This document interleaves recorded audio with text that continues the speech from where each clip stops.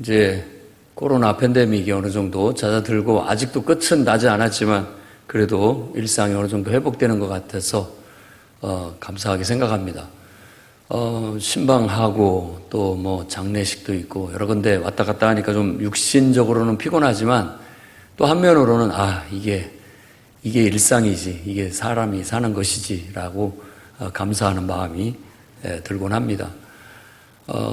우리 지방에 갑작스럽게 저도 굉장히 저에게 늘 따뜻하게 대해주고 또 때로는 그 현실적인 목회에 그런 충고나 교훈도 주셨던 그런 한 목사님이 갑자기 산행 가셨다가 심장마비로 쓰러지셨는데 뭐 아무리 빨리 대처를 하고 막 헬기가 와서 옮기고 어떻게 했어도 결국은 시간이 늦어서 결국 소천하게 되었는데 많은 느낌이 들더라고요. 너무 가슴이 아프고 매년 스승의 날이면은 떠오르는 몇 사람들이 있습니다. 그냥 뭐 그분들이 나한테 뭘 해주고 안 해주고를 떠나서 그분은 그냥 내 마음속에 항상 스승 같은 분, 그런 분 중에 한 분이었던 분이었는데 오늘 이제 장례를 치르고 화장장에 가고 이제 돌아오는데 왠지 모르게 그 허전함,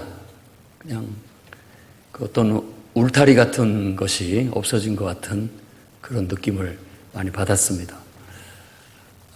삶이라는 것은 아무튼 그런 것 같습니다. 언제 누가 어떻게 갈지는 모르지만 항상 우리에게 스승 같은 그런 분들이 여러분 가슴 속에도 있어서 그런 분들이 여러분들을 때로는 따끔하게 혼도 내주고 또 깨우쳐주기도 하고 그냥 뭐 말을 하거나 뭘 가르쳐서가 아니라 그냥 그분이 존재하는 것 그 자체로만으로도 왠지 모르게 뭔가 나한테 영향을 주는 것 같은 그런 분들이 있다면 큰 도움이 되는 것 같아요.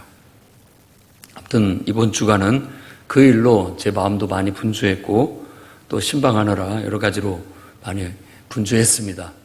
또 신방을 하다 보니까 가정마다 신방을 하다 보니까 제가 은혜를 많이 받는 것 같습니다. 평소 잘 몰랐던 분들에 대해서 그분들의 인생에 대한 이야기를 듣고 있노라니까 하나님은 정말 살아계시구나.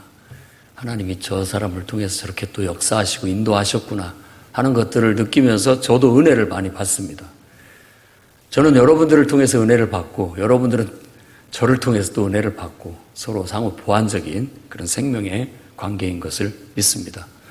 이렇게 소소한 인생들의 삶이 어떻게 보면 하나님이 계획하신 인생이 아닐까 생각합니다. 그 속에서 희노애락을 느끼면서 또 부모 자녀 간에도 그 속에서 하나님을 알아가고 배워가고 하나님의 심정을 이해하기도 하고 또 스승과 어떤 제자들의 관계 속에서도 또 그 속에서 또 하나님을 배우고 이해하고 알아가고 또 뭐 동료들 관계 속에서도 서로 싸우기도 하고 미워도 하고 또 사랑하기도 하고 함께 의미 있는 일도 하기도 하고 또 쓸데없는 일들도 같이 하면서 그러면서 삶을 살면서 정말 하나님을 알아가고 인생을 알아가고 우리에게 주어진 시간을 채워 나가는 것 같아요. 그래서 저는 여러분들을 보면 행복합니다. 세상에는 여러분 같은 사람들만 있었으면 좋겠어요. 정말 순박하고 또 어떻게 보면은 참 인간다운 그런 분들이기 때문에 그렇습니다. 저는 여러분들이 그냥 존재 그 자체로 특별히 뭐 어떤 것들을 주고받지 않는다 할지라도 늘 은혜를 받습니다. 그리고 저는 여러분들에게도 저도 그런 존재가 될 수 있었으면 좋겠다는 생각을 합니다.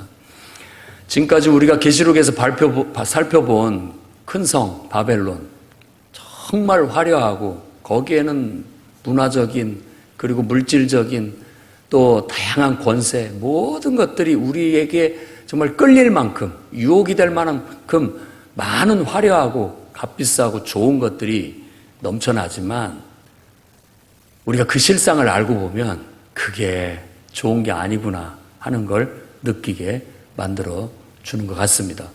벌써 계속해서 똑같은 얘기들이 반복되는데 지난주 우리가 봤던 17장 말씀에도 그 큰 성 바벨론에 대한 얘기를 하고 있는데 이 18장 전체를 할애해서도 바로 이 큰 성 바벨론에 대한 얘기를 또 하고 있습니다. 그래서 오늘 이 성을 여러분들과 함께 얘기를 할 때 이 큰 성 바벨론, 무너져 내리는 이 성 바벨론을 그냥 우리가 세상이라고 해석하고 생각하시기를 바랍니다. 세상 나라. 그리고 우리는 그 세상에서 빠져나온 사람들. 세상이 어떤지를 보여주는 것이 어떻게 보면 이 큰 성 바벨론이라는 어떤 상징을 통해서 우리에게 보여주고 있는 거다라고 보여집니다. 오늘 말씀 보면 그 바벨론에 붕괴될 것이라는 천사의 선언, 그리고 그 붕괴함에 따라서 그것으로 인해서 먹고 살고 있던 왕들, 그리고 장사하던 상인들이 울상이 된 이야기, 그리고 반면에 그 일로 인해서 성도들은 너무나 즐거워하고 행복한 이야기, 그리고 최종적으로는 왜 그 성 바벨론이 무너져 내렸는지 그 이유에 대한 이야기를 오늘 18장에서 얘기하고 있습니다. 딱 그 얘기예요. 그래서 저는 오늘 이 말씀을 통해서 먼저 첫 번째로 여러분들이 세상에서 나와 그 세상이 행하고 있는 죄에 참여하지 말기를 바랍니다. 오늘 28장의 핵심을 얘기하려면 4절 말씀이에요. 딱 그 말 하나만 기억하면 된다고 생각합니다. 내 백성아, 거기서 나와 그의 죄에 참여하지 말아라. 왜? 그가 받을 재앙들을 받지 말라. 곧 그 모든 것들이 재앙을 받기 때문에 그렇다는 겁니다. 제가 아는 세상은 아름답고 또 행복하고 즐겁고 좋습니다. 그런데 이걸 살짝 떠들러 보면 깜짝깜짝 놀랍니다. 왜냐하면 오늘 말씀처럼 그 속에 이 악하고 더러운 어떤 영이 쫙 퍼져 있기 때문에 그렇습니다. 이제 새로운 정부가 들어섰습니다. 새로운 정부에게 우리도 늘 기대하고 이제 희망을 갖고 소망을 갖습니다. 이전보다는 더 잘해주기를 바라는 마음, 그리고 응원의 마음, 그리고 기도하는 마음입니다. 어떤 것을 내가 정치적으로 좋아하고 미워하고가 아닙니다. 그냥 정말 우리나라는 그나마도 합법적인 정부가 질서 있게 들어서서 그나마도 이 나라를 질서 있고 평화롭게 잘 다스려 주기 때문에 저와 여러분들이 마음 놓고 살아갈 수 있는 거예요. 꿈을 가지고 경제활동을 하고 가족들끼리 문화생활을 즐기고 공부를 할 수가 있고 나름대로 여러분 마음껏 이 세상을 살 수 있고 예배도 마음껏 드릴 수 있고 얼마든지 전도도 할 수 있는 그런 안정된, 그나마도 우리는 나라 중에 하나입니다. 그런 정부가 있고 그런 나라가 있기 때문에 우리는 그런 혜택을 지금 누리고 있으니까 요한이 살고 있던 이 시대에 요한이 도미티안 황제 때 그 도미티안의 공포정치, 오늘날로 말하면 아주 독재자예요. 독재자. 공포정치. 자기를 우상화할 뿐만 아니라 완전히 그냥 신격화해가지고 자기 말한 대로 그 원로원들은 다 죄를 씌워가지고 다 제거해버리고 그냥 조금만 눈에 거슬리면 다 잡아 죽이고 그러니까 무서워서 싫은 말은 눈곱만큼도 하지를 못하고 다 눈치만 보면서 그냥 뭐든지 그 원하는 대로 다 할 수 있을 것 같은 그 무소불위의 권력을 누리는 그야말로 공포정치의 대가 도미티안 황제 때 우리는 예수님 외에 우리 왕이 없습니다. 예수님만이 우리의 주이십니다. 라고 고백했던 성도들은 그 도미티안 황제를 받아들일 수가 없었어요. 그래서 그걸 거부하게 되니까 대대적으로 핍박이 임하게 돼서 요한도 밤모섬에 갇히게 되고 많은 성도들이 그에 이렇게 붙들려 고난을 받고 죽임을 당하는 그런 일들이 벌어지게 되었던 것입니다. 그런 배경 속에서 그가 말하는 이 큰 성 바벨론은 그 시대의 로마의 황제였지요. 아주 공포정치를 일으켜서 무죄한 자의 피를 흘리는 악이라고 생각했습니다. 가만히 보면 좋은 것인데 그걸 악용함으로 인해서 엄청난 해가 미칠 수 있다라는 거예요. 그래서 우리가 세상을 아름답게도 보고 정말 살기 좋은 세상이라고도 봐야 되지만 그 이면에는 오늘 말하고 있는 이 정말 귀신의 처소, 세상이 귀신의 처소예요. 그리고 각종 더러운 영이 모이는 곳.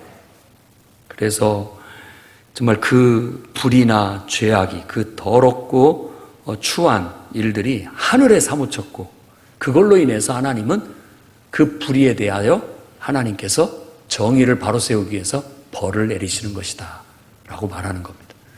천사의 선언은 빛난 옷을 입고 밝은 빛이 비치는, 그러니까 그 존재 자체만으로도 어두운 세상을 환하게 밝힐 수 있는 천사였습니다.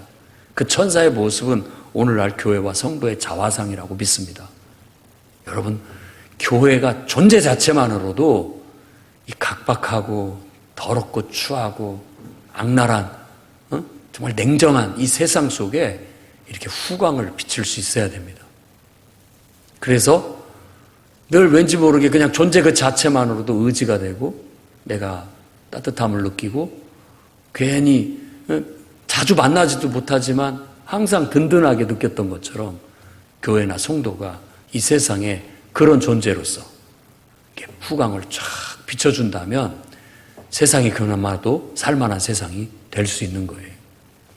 그런데 그 속에 이런 모든 악용하는 것들로 인하여서 결국은 정말 세상 나라들은 일면에는 좋은 점이 있지만 그 밑바탕에는 더럽고 추하고 악하고 모든 것들이 총집결해 있는 곳이라고 우리는 봐야 된다라는 겁니다. 그러니까 너무 세상을 신뢰하지 말아야 됩니다. 그렇다고 해서 너무 도외시하고 거룩한 것과 불의한 것을 너무 가려가고 세상에는 아예 발걸음도 안 하려고 하고 멀리하라는 그런 뜻은 아닙니다. 중심을 하나님께 두고 우리는 세상 사람이 아니다. 우리의 소속은 하늘에 있다. 나는 하늘의 시민권을 가진 하늘에 속한 사람이다. 라는 분명한 정체성을 가지고 세상이 섬기고 있는 원수 마귀 사탄, 그건 부정한다 할지라도 사실입니다. 마음속에 하나님을 섬기지 않으면 그 사람은 나는 아무것도 안 믿어 라고 하는데 그 아무것도 안 믿는다는 것이 바로 사탄입니다. 악한 영이, 어둠의 영이 들어가 있는 거예요. 그리고 이 근성 바벨론은 인간의 본성의 악함과 교만과 불의함을 적나라하게 보여주는 하나의 표상이에요. 우리 안에 바벨론이 있습니다. 우리 안에 인간의 오만과 자만 있습니다.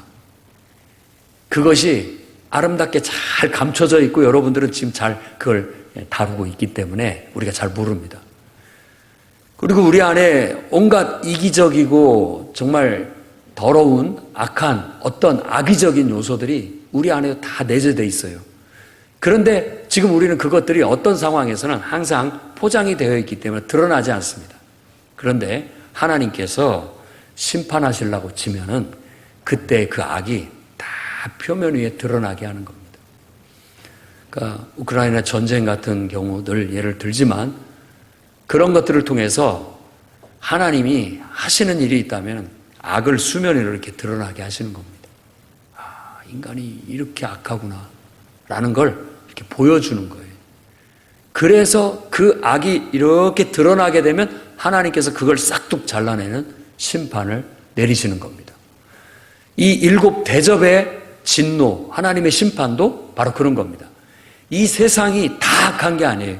그 속에 이 귀신의 영이 있고 각종 더러운 영이 다 모여 있고 온갖 더럽고 불의한 것들이 다 숨겨져 있는데 그것들을 싹 끌어내게 하는 거예요. 다 드러나게 하는 겁니다. 그래서 그것들이 하나님을 대적하게 그 실체를 드러나게 만들어요. 그리고 거기에 대해서 집중적으로 하나님의 심판이 내려지게 되는 것이죠. 그러니까 지금 하나님께서 심판하시려고 악을 성행하게 끌어내고 있는데 우리 성도들이 분별력 없이 뭣도 모르고 그런 일에 동참하는 일이 있어서는 안 되겠다라는 겁니다. 여러분 잊지 마십시오. 세상은 아름답지만 그 아름다운 세상은 하나님이 창조했기 때문에 아름다운 것인데 그 속에 사탄, 귀신의 영이 들어와서 그 더러운 영이 들어와서 그 모든 걸 오염시키고 있어요. 그러니까 우리는 그 실체를 알아야 되겠고 거기에 우리가 끌려가지 않아야 되겠고 그 유혹에 넘어가지 말아야 되겠습니다. 사탄이 보여주는 세상은 너무나 화려하고 거기에 엄청난 것이 있어요. 마치 여왕처럼 여왕의 그 아름다움과 그 매력과 끌림이 있어요. 그래서 다 거기에 현혹될 수밖에 없는 그런 것들이 있습니다. 그런데 정말 하나님을 믿고 예수 그리스도를 여러분의 인생의 주인으로 받아들이고 왕으로 믿는다면 우리는 세상과 구분을 지어야 되겠습니다. 나는 이 세상에 살지만 이 세상은 하나님이 창조하신 세상이고 나는 하나님께 속한 사람이다. 하나님 나라에 속한 사람이다. 세상은 바벨을 섬기고 또 사탄을 섬기고 온갖 어떤 부와 권력을 신호로 삼아서 우상처럼 섬기고 있지만 우리는 그것을 섬기는 것이 아니라 오직 하나님만을 섬기고 세상의 부나 권력과 모든 것들은 다만 하나님을 위한 영광의 도구, 그 이상 생각하지 않습니다. 그래서 세상에서 여러분 빨리 나와서 그 죄에 참여하지 않는 성도들이 되시기를 바라고, 이미 여러분들이 믿음을 결단하고 세상에서 나왔다면 다시 세상에 돌아가는 일이 없기를 바랍니다. 다시 애굽으로 돌아가서도 안 되고 다시 옛생활로 돌아가서는 안 됩니다. 이미 나는 예수님과 함께 십자가에 못 박아 죽었기 때문에 이제는 나는 오직 예수님만 나의 왕으로 삼고 그냥 예수로만 삽니다. 찬양 부른 것처럼 그냥 예수님과 함께 걷고 그 순박한 삶, 그 깨끗한 삶, 그냥 그 순결한 삶, 그 소소한 삶에 늘 기쁨을 느끼고 행복을 느끼고 하루하루 살아갈 수 있으면 좋겠습니다. 그래서 오늘 말씀에는 바로 그 큰 성 바벨론이 무너졌다고 천사의 선언을 봅니다. 그것은 더 이상 이제 이 땅에 앞으로는 존재하지 않게 될 것이다 라고 얘기해요. 우리가 만일 세상에 속해 있고 그 세상을 쫓아가게 되고 그 죄에 빠져 있게 된다면 우리도 똑같이 그 성이 무너질 때 다 멸망하게 될 겁니다. 그러니까 세상 하나님께서 심판하실 때 우리도 그냥 같이 심판을 당할 수밖에 없게 되는 것이죠. 그 부와 권력의 밑에서 거기서 떨어지는 어떤 유익들, 콩고물을 받아 먹으면서 치부하고 나름대로 살아가고 있다가 결국은 그것이 무너져 버리니까 나도 이제 같이 망하게 돼버리는 그런 결과를 은유적으로 얘기해주고 있어요. 우리는 더 이상 그 죄에 가담하지 않고 오직 하나님으로만 살고 예수로만 살아가시기를 바랍니다. 두 번째로는 여러분들이 세상 죄에 참여하지 말 뿐만 아니라 이제는 더 적극적으로 하나님의 나라와 그의 의에 동참하시기를 바랍니다.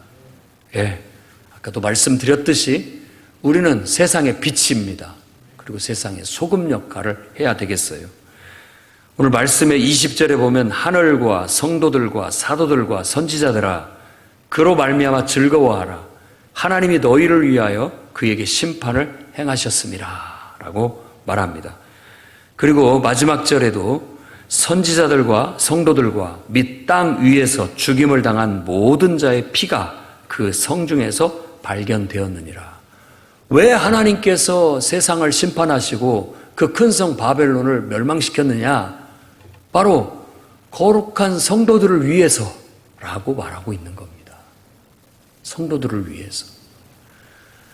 하나님을 왕으로 섬기고 창조주 하나님을 인정하고 창조주 하나님의 선한 뜻과 목적을 따라서 그분 말씀대로 살아가는 진짜 순수한 인간들이 세상 영에 취해가지고 죄악과 불의에 사로잡힌 자들에게 어느 순간 완전히 원수처럼 대접을 받고 아무 죄도 없는데 죽임을 당하고 고통을 당하고 핍박을 당하는 당하게 그런 모든 고통을 주었던 세상에 대해서 하나님께서 그 불의에 대하여 심판을 내리셨다라는 겁니다. 우리는 이제 적극적으로 하나님의 그 심판에 동참을 해야 되는 겁니다. 예수 그리스도와 더불어 왕노릇한다라는 것이 이제 계시록 끝에 가면 19장에 가면 나오게 되고, 또 그리스도와 더불어 우리가 같이 심판한다고 얘기를 해요. 그 말은 우리가 예수님을 우리 주인으로 섬기고 예수 그리스도의 진리에 순종하여 살 뿐만 아니라 그 진리를 전하는 삶을 살게 되면 우리의 역할은 세상의 빛과 소금의 역할을 함으로써 암암리에 하나님 나라를 널리 이렇게 전파하는 것일 뿐만 아니라 원수 마귀를 심판하는 역할도 하고 있다는 거예요. 그들 세력을 멸하고 몰아내는 역할을 하고 있는 거예요. 그러니까 이 시대의 교회와 성도는 위대한 존재입니다. 우리가 그냥 보통 존재가 아닌 거예요. 어둠을 밝히는 존재일 뿐만 아니라 원수 마귀의 사탄이 저와 여러분들 때문에, 오직 예수로만 사는 우리들 때문에 힘을 못 쓰는 거예요. 더 악랄하게 세상을 유혹하고 더 악하게 세상을 만들어 가려고 해도 교회와 성도들이 기도하면서 하나님의 의를 행하고 하나님 나라를 전파하고 있으니까 함부로 못하는 겁니다. 이 마지막 시대 때 우리 이 자리에 있는 교회와 성도들이 자신의 본분을 좀 더 힘있게 당당하게 펼치며 살아갔으면 좋겠습니다. 교회가 교회로서 존재하고 우리는 예수 그리스도를 전파하고 구원의 복음을 전하고 하나님의 의와 하나님의 공의를 실천하며 살아가게 된다면 이 세상에 꿈틀대고 있는 어둠을, 이 세상에 꿈틀대고 있는 악을, 이 세상에 꿈틀대고 있는 짐승들을 우리가 억거할 수 있고 몰아낼 수 있다고 믿습니다. 그래서 정말 우리 교회와 성도들이 이제 새로 출범하는 이 나라의 정부가 정말 바르게 잘 이 나라를 이끌어가서 힘있고 부강한 나라로 좀 끌고 갈 수 있도록 기도로 후원하고 뒷받침하고, 또 적극적으로 우리가 이 나라를 더 밝히는 선한 영향력들을 많이 행사할 수 있도록 우리 교회 성도들이 힘써 주셔야 되겠습니다. 아울러 같은 나라 동포이면서도 북한에서는 우리가 누리는 이러한 모든 일상과 영적 생활을 누리지 못하고 있습니다. 정말 안타까운 마음으로 오늘 또 기도해서 이제 벌써 얼마나 오랜 세월을 그렇게 지내왔습니까? 하나님께서 변화를 일으키실 때도 됐다고 믿습니다. 기도해서 그 나라에도 변화가 일어날 수 있도록, 그래서 하나님을 믿는다는 이유로 감옥에 가거나 죽임을 당하거나 총살을 당하는 일이 없고, 일상생활을 자유롭게 하면서 신앙생활도 자유롭게 하고 복음도 자유롭게 전하고 기도도 예배도 자유롭게 드릴 수 있는 그런 풍토가 마련되고, 또 자유롭게 국경이 열리고 서로 왕래하고 이러면서 함께 하나님을 남북이 함께 예배할 수 있는 그런 날이 올 수 있도록 우리가 힘써 기도해야 되겠습니다. 지구상에 지금 활동하고 있는 이 정말 독재의 영, 그리고 또 그 전쟁을 일으키는 전쟁의 영, 곳곳에서 지금 수도 없이 쿠데타가 일어나고 독재자들이 일어나서 백성들을 억압하고 탱크를 몰아붙이고 총칼을 앞세워서 자기 권력을 유지하려고 하고 권력을 지속하려고 하는 일들은 지금도 계속해서 일어나고 있습니다. 우리가 기도해서 교회와 성도들이 정말 밝은 빛을 비춰서 진리의 말씀을 외쳐서 그런 모든 일들이 불의요, 악이요, 하나님이 벌하신다라는 걸 깨닫고 모든 것들이 하나님의 심판을 받고 잦아들고 하나님이 탁 그들을 결박해서 무적행에 가둬버리고 정말 천년왕국이 하나님이 통치하시는 그런 공의와 정의와 평화가 있는 그런 세상이 펼쳐질 수 있도록 우리가 함께 기도하며 나아가기를 예수님의 이름으로 축원드립니다. 기도하겠습니다. 거룩하신 하나님,